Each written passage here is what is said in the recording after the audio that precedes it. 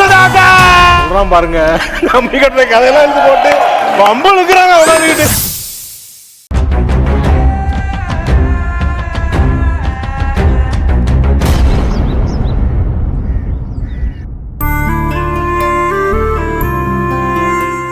ரொம்ப நன்றி சார். எங்க பூந்தளிர் குழந்தைங்க காப்பகத்துக்கு எவ்வளவு பேர் அவங்களால முடிஞ்ச சின்ன சின்ன உதவிகளை செய்யறாங்க. ஆனா உங்களை மாதிரி 1-2 பேர் மட்டும்தான் ரொம்ப வருஷமா விடாம தொடர்ந்து எங்களுக்கு உதவி செய்றீங்க. இது ரொம்ப பெரிய விஷயம் சார். மதர் உங்களை பத்தி எப்பவுமே சொல்லிக்கிட்டே இருப்பாங்க. எங்க இல்லத்தோட பிரேயர் நடக்கும் போது உங்களுக்காக மதர் எப்பவும் பிரார்த்தனை பண்ணுவாங்க. மதர் எவ்வளவோ கஷ்டப்பட்டு இப்படி ஒரு ஆசிரமத்தை அதுவும் எத்தனையோ ஊர்கள்ல நடத்துறாங்க. அவங்களோட தைரியத்துக்கும் தன்னம்பிக்கைக்கும் அவங்க பண்ற சோஷியல் சர்வீஸ்க்கும் எப்பவுமே பெரிய மரியாதை உண்டு எனக்கு. இந்த மாதிரி உதவி பண்ற இடத்துல கடவுள் எங்களை வச்சிருக்கான். அதுக்கு நாங்க தான் நன்றி சொல்லணும். இது மட்டும் இல்ல, எப்ப என்ன உதவி வேணும்னாலும் நீங்க தயங்காம கேளுங்க. எங்களால முடிஞ்சதை எப்பவுமே நாங்க செய்ய தயாரா இருக்கோம்.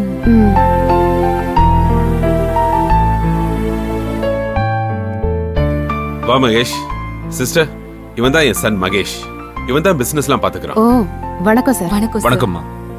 டாடி இவங்க பூந்தளிர் குழந்தைங்க காப்பகத்துல இருந்து வந்திருக்காங்க மகேஷ். குழந்தைகள் காப்பகம்னா ஏதாவது குழந்தைகளை பாத்துக்கிற டே கேர் மாதிரியா? அப்படியும் சொல்லலாம் மகேஷ். ஆனா இவங்க வெறும் டே கேர் மட்டும் கொடுக்கறது இல்ல. அப்பா அம்மா சொந்தக்காரங்கன்னு யாருமே இல்லாத, அவங்கள யாருன்னே தெரியாத குழந்தைங்களுக்கு லைஃப் டைம் கேர் கொடுத்துக்கிட்டு இருக்காங்க. டாடி என்ன சொல்றீங்க? அப்பா அம்மா யாருன்னே தெரியாத குழந்தைங்களா? அது எப்படி பேரண்ட்ஸ் யாருன்னே தெரியாம இருப்பாங்க? இப்படி கூட குழந்தைங்க இருக்காங்களா என்ன? நிறைய இருக்காங்க மகேஷ். யாரோ ஒரு ஆணும் பெண்ணும் பண்ற தப்புக்கு தண்டனை குழந்தை கொடுத்துடுறாங்க. சமுதாயத்து முன்னால அந்த குழந்தையோட போய் நிக்க முடியாம அதை இந்த மாதிரி காப்பகங்கள்ல ஆசிரமங்கள்ல விட்டுட்டு போயிடுறாங்க. No way, this is ridiculous. அது எப்படி அவங்க குழந்தைங்களை அவங்களே வேண்டான்னு சொல்ல முடியும்? அவ்வளோ ஹார்ட்லெஸ் ஹியூமன் பீயிங்ஸ் நம்ம ஊர்ல இருக்காங்களா? குழந்தைங்கன்னா அப்பா அம்மாவோட ரெஸ்பான்சிபிலிட்டி தானே. அது எப்படி ஒருத்தங்க பொறுப்பா பாத்துக்க முடியாதுன்னு சொல்ல முடியும்? நிஜமாவே நீங்க சொல்றதை என்னால நம்பவே முடியல. நீங்க எங்க காப்பகத்துக்கு வந்து பாத்தீங்கன்னா உங்களுக்கே தெரியும் சார்.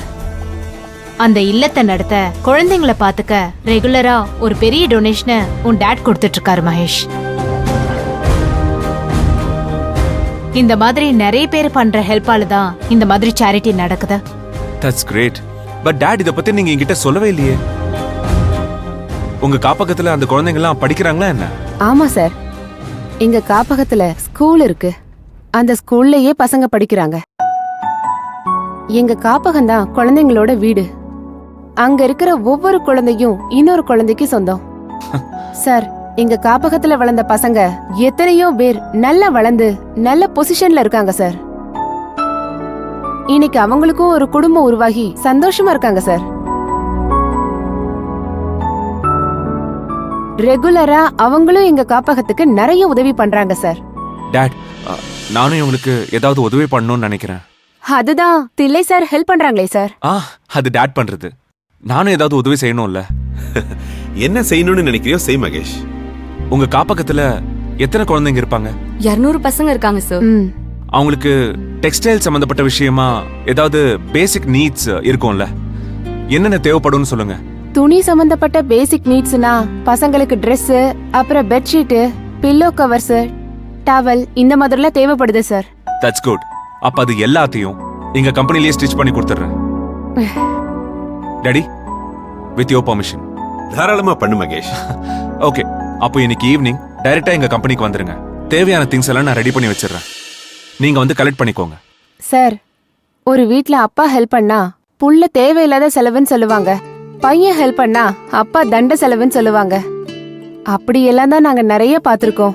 ஆனா இப்படி அப்பாவும் பிள்ளையும் போட்டி போட்டு சமூக சேவை செய்யறத இப்பதான் சார் ஃபர்ஸ்ட் டைம் பாக்குறேன். கடவுள் உங்களை மேலும் மேலும் நல்லா வச்சிருப்பாரு சார். தேங்க்யூ. நீங்க மறக்காம ஈவினிங் கம்பெனிக்கு வந்துருங்க. சரிங்க சார். மாம், டாட், நான் கிளம்புறேன். ஆண்டி வரேன். சார், அப்ப நாங்களும் கிளம்புறோம் சார். ரொம்ப நன்றி சார். ரொம்ப நன்றி மேடம். போயிட்டு வாங்க. ரொம்ப சந்தோஷம். பார்வதி, நம்ம மகேஷ் மாறிட்டான்னு நினைச்சு நான் கூட ரொம்ப கவலைப்பட்டேன். பட் அவன் மாறல. He is still our son. அவனோட ஹெல்பிங் டெண்டன்சியை பார்த்து எனக்கு ரொம்ப சந்தோஷமா இருக்கு. இதுல சந்தோஷப்படலாம் ஒண்ணு இல்லைங்க. இப்ப கூட அவன் ஆனந்தி குழந்தைய பத்தி நினைச்சுதான் இந்த ஹெல்ப்பே பண்றான். இதெல்லாம் எங்க போய் முடிய போகுதுன்னே தெரியல. தில்லை, மித்ரா மகேஷ் மேரேஜ் தான் இதுக்கு ஒரே சொல்யூஷன். அதுக்கான ஏற்பாடை நம்ம சீக்கிரமே பண்ணி ஆகணும்.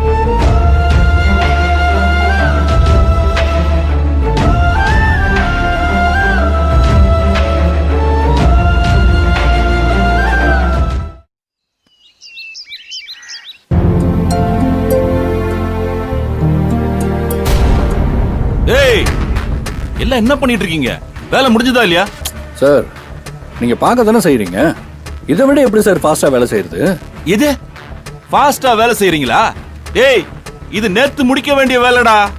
வேலையை பார்க்காம சொந்த கதை சோக கதை பேச கம்பெனிக்கு வந்தா வேலை எப்படிடா முடியும்? சார், எல்லாரும் மனுஷங்க தான் சார். 2 மணி நேரம் வேலை பார்த்தா ஒரு 10 நிமிஷம் பிரேக் வேணும்னு தான் தோணும். பிரேக் எடுத்தாதான் சார் அடுத்த வேலை சீக்கிரமா ஓடும்.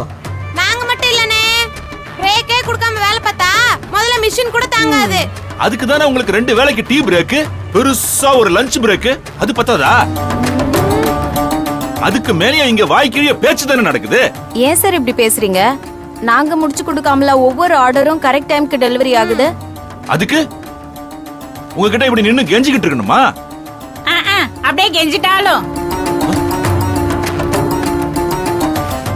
சாவித்திரி அக்கா, இன்னும் எவ்வளவு நேரம் ஆகும்? இன்னும் 20 நிமிஷத்துல முடிச்சிடலாம் அன்பு. ஆமா அன்பு, முடிச்சிடலாம் அன்பு. கேட்டீங்கல்ல, இன்னும் 20 நிமிஷத்துல வேலை முடிஞ்சிடும். அப்படின்னா அடுத்த ஆர்டர் வேலையை ஆரம்பிங்க. சைஸ் டீடைல்ஸ் எல்லாம் வந்து வாங்கிட்டு போ. இன்னைக்கு வேலையை இன்னைக்கே முடிச்சாகணும்.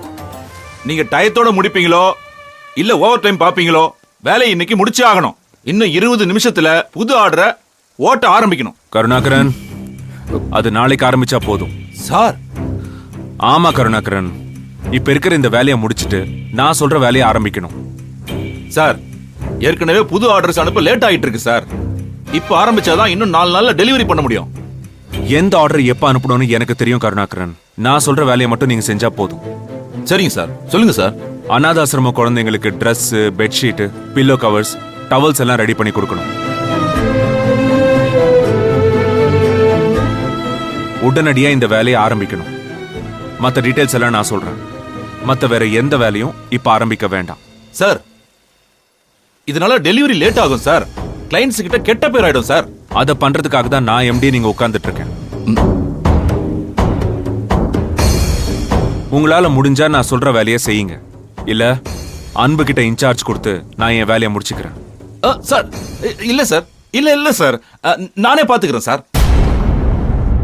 முதலாளி நீங்களே சொல்லும்போது எனக்கு என்ன சார்? ஓகே, அப்படின்னா உடனே வேலையை ஆரம்பிக்க என்ன செய்யணுமோ அதை செய்யுங்க.